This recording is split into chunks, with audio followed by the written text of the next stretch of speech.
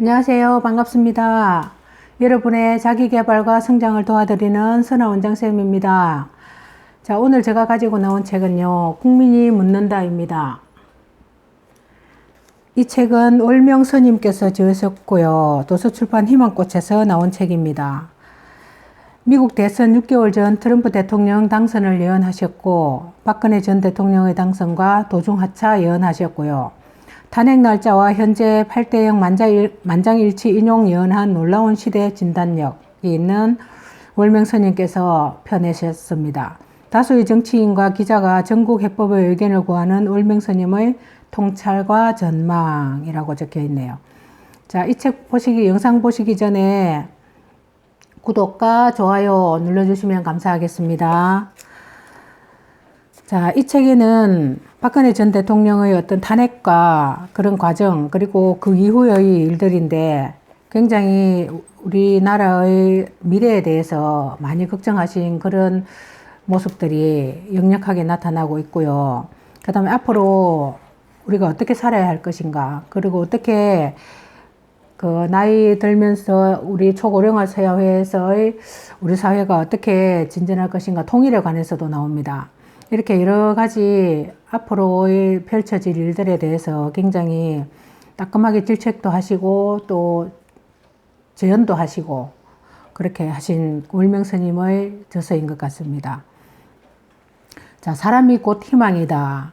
사람이 곧 희망이라는 말 안에는 내가 가장 귀한 사람이라는 의미가 담겨 있다.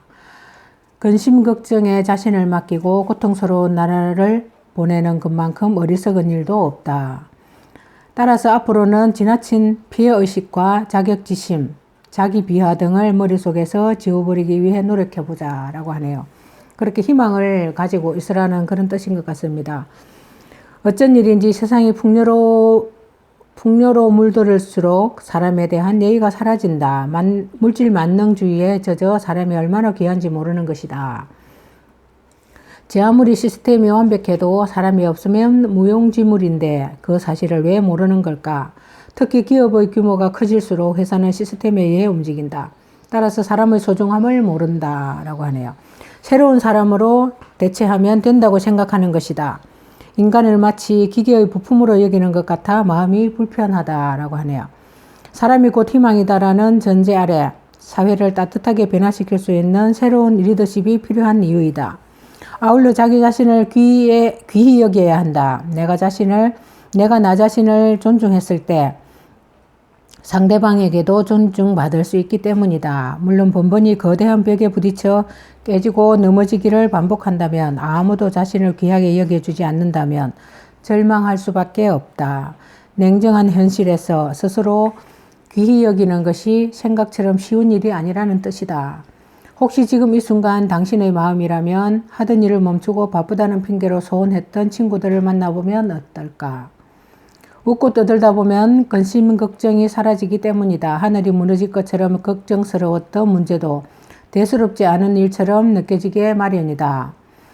또는 감사한 일들을 떠올려 보는 것도 좋은 방법이다. 걱정거리가 많은 상황에서는 감사한 일이 떠오르지 않는 것이 당연하다. 하지만 곰곰이 생각해 보면 건강하다는 것, 가족이 있다는 것, 스스로 생각하고 사고할 수 있다는 것, 도전할 수 있다는 것, 미래는 얼마든지 개척할 수 있다는 것 등등 감사한 일의 천지이다. 마음의 그늘이 너무 짙게 드리워져 도저히 감사한 일이 떠오르지 않으면 두 눈을 감고 기도나 명상을 해보자. 잡념을 떨쳐버리고 욕심을 비우기 위해 노력한다면 소용돌이 쳤던 마음이 잔잔한 평화가 찾아온다. 그제야 비로소 자신을 괴롭히던 근심 걱정이 형체가 없는 허상임을 알게 되는 것이다. 사람이 곧 희망이라는 말 안에는 내가 가장 귀한 사람이라는 의미가 담겨 있다라고 하네요. 근심 걱정에 자신을 맡기고 고통스러운 날을 보내는 것만큼 어리석은 일도 없기 때문이다.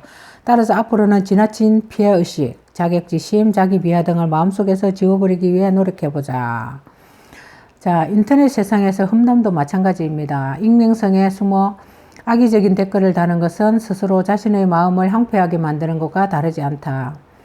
요즘에 설리라는 그런 그 가수 겸 배우인가요? 그분이 그 극단적인 선택을 했는데 그게 선택하고 난 다음에도 죽음에 대해서도 굉장히 비하적인 발언들과 모욕적인 그런 사진들을 게재했다고 하죠. 굉장히 충격적인 일이었던 것 같습니다. 제가 뉴스를 보면서 알았는데요. 그런 것들 인터넷상에서도 험담하는 것도 이제 익명성을 따지면 안 될 것 같습니다. 앞으로는 드러내놓고 자기의 어떤 정정당당하게 자기 성명과 자기 자신의 어떤 자기 자신을 밝히고 그렇게 하는 것도 좋지 않을까 그런 생각을 해봅니다. 존중과 배려가 없는 거칠고 자극적인 글이 결국은 화살이 되어 자신에게 되돌아온다는 사실을 기억하자. 이처럼 상대를 존중히 여기면 인간관계가 좋아진다. 불가능을 가능으로 바꾸는 기적을 만들어낼 수 있는 것이다. 서로가 함께 되는 순간부터 서로의 부족함을 채워줄 수 있기 때문이다. 라고 하네요. 그 안에서 경제적인 안정도 찾아온다. 나 자신을 향한 존중, 나아가 서로를 향한 존중의 꿈이 이루어지는 운동력이 되어 무언가를 포기하지 않아도 되는 세상이 열리는 것이다. 라고 합니다. 자, 이 월명스님께서 굉장히 사회에 대한 그런 따뜻한 배려심과 그리고 무엇이 문제인가 문제의식을 정확하게 갖고 계신 것 같아서 제가 이 책을 단숨에 읽었던 것 같습니다. 꽤 두꺼운데요. 두꺼운 책인데 제가 단숨에 읽었습니다. 세상의 주목을 받기 시작한다면 말과 행동에 제약이 따를 수밖에 없다. 유명인들이 사소한 말실수로 홍역을 치르는 일을 종종 보지 않았던가. 주목을 받고 싶다면 그의 앞에 인격 수양부터 해야 한다. 그렇지 않으면 관심이 하루아침에 비난의 화살이 되어 자신에게 해를 입힌다. 라고 합니다. 자, 여기서 미국의 사회학자 데이비드 리스먼은 1950년에 고독한 군중이라는 제목의 책을 출간하여 그 시대 사람들을 가리켜 고독하다라고 말했다. 산업화 과정을 거치며 많은 사람들이 정서적으로 고독감을 느꼈다는 뜻이다.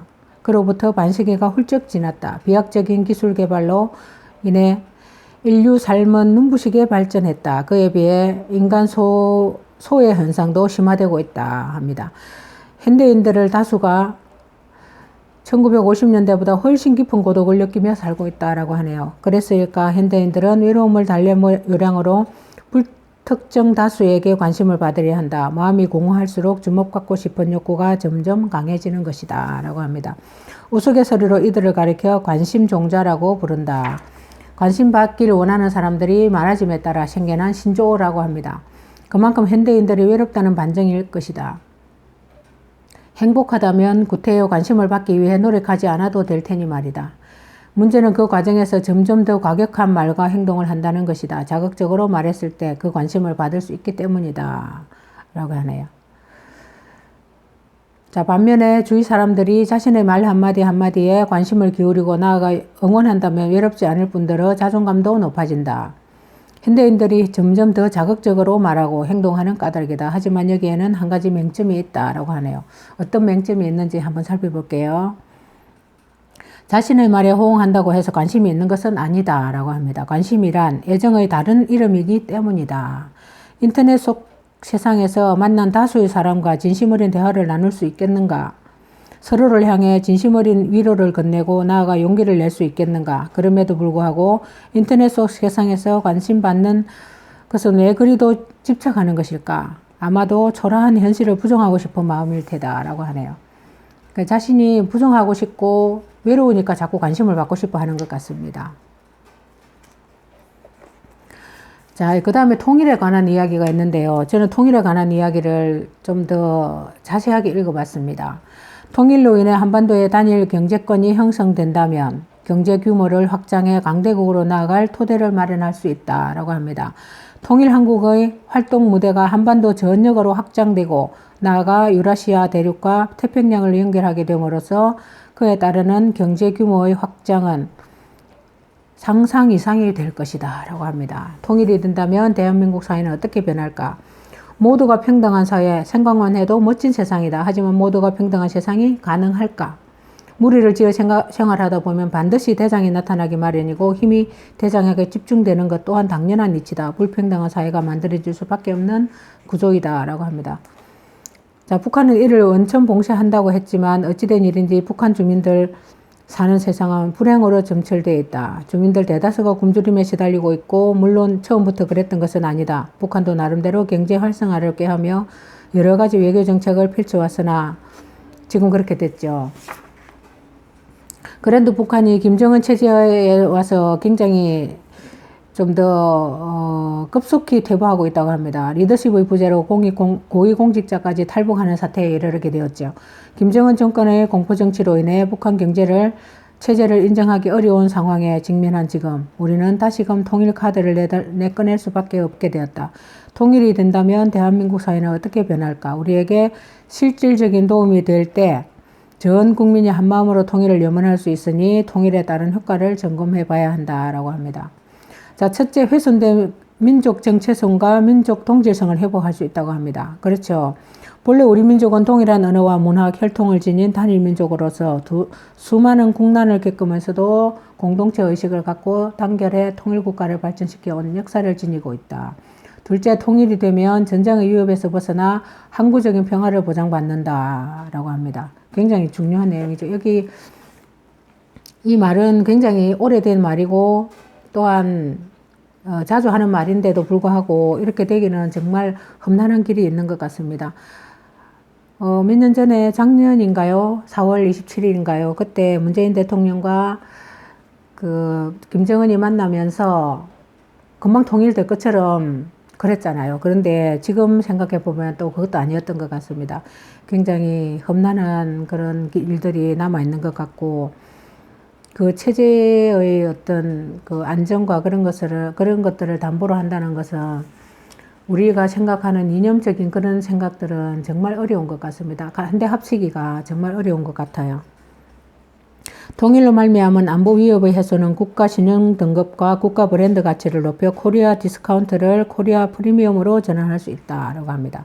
그동안 한국은 분단국가라는 타이틀로 인해 국가 브랜드가 저평가된 탓에 한국 제품 역시 국제시장에서 제값을 인정받지 못했다. 하지만 통일을 통해 이를 발전시킬 수 있다라고 하네요.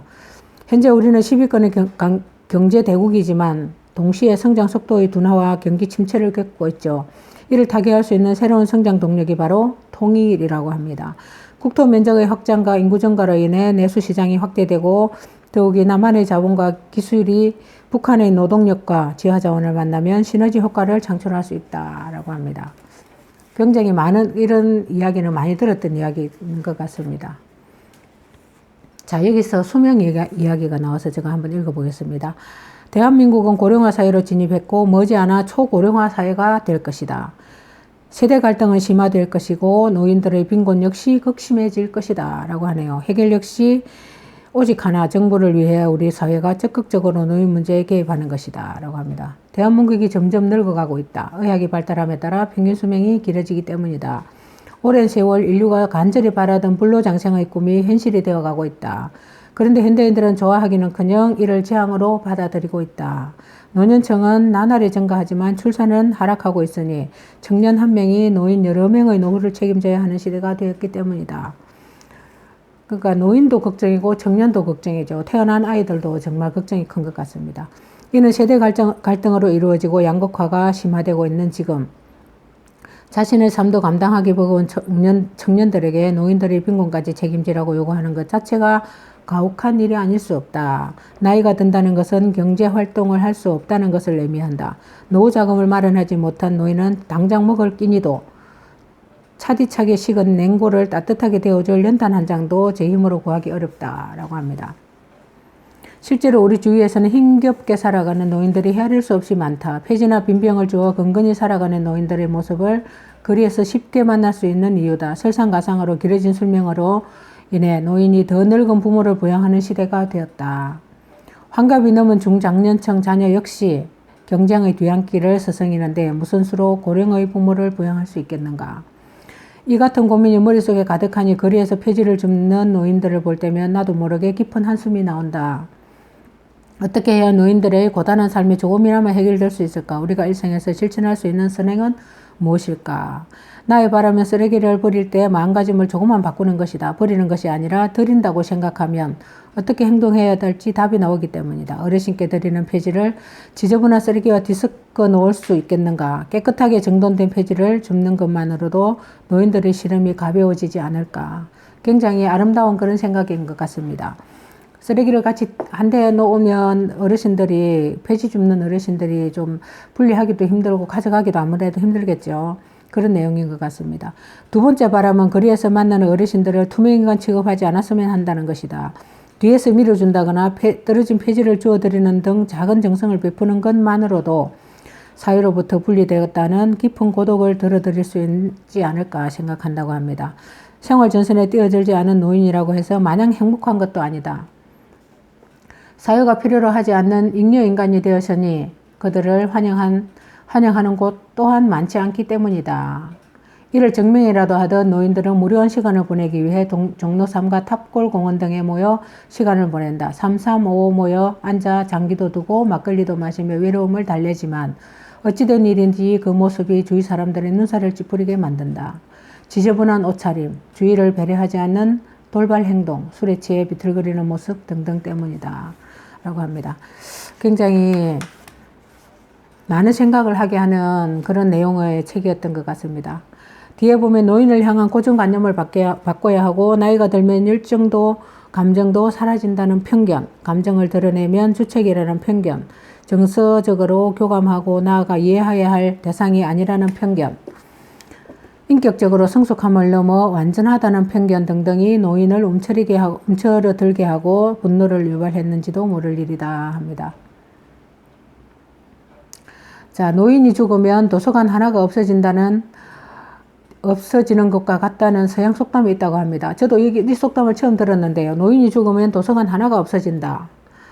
정말 노인이 된다는 것은 인생을 살아가면서 깨달은 크고 작은 경험을 통해 도서관에 꽂힌 수많은 책처럼 슬기롭고 현명해진다는 뜻이다 라고 합니다. 이 책에서 제가 가장 감명 깊게 읽었던 그런 문장이었던 것 같습니다. 자, 여러분도 지금 젊으신 분들은 조금 더 노년에 대해 많은 생각을 하시게 될 것 같고요. 이 책을 한번 꼭 읽어보셨으면 좋겠습니다. 요즘에 조국 사태라든지 촛불혁명이 그만큼 우리의 어떤 민주주의를 앞당겼는데 조국 사태라든지 이렇게 조금 그 안 좋은 일들이 있어서 자진 사퇴를 했지만 조금 더 많이 시끄러운 것 같습니다. 그래서 여기 나오는 국민이 묻는다라는 이 책에서 제가 다시 한 번 더 국가의 어떤 정립해야 될 그런 어떤 내용들, 그런 부분들을 생각하게 되었던 것 같습니다. 뭐 제가 큰 애국자는 아니지만 우리나라의 미래에 대해서 아니면 개인의 어떤 미래에 대해서 노년에 대해서 그리고 노후 생활에 대해서 많이 생각하게 되었던 그런 책이었던 것 같습니다. 굉장히 의미 있는 시간이었습니다. 지금까지 국민이 묻는다 였습니다. 함께 해주신 여러분 감사합니다.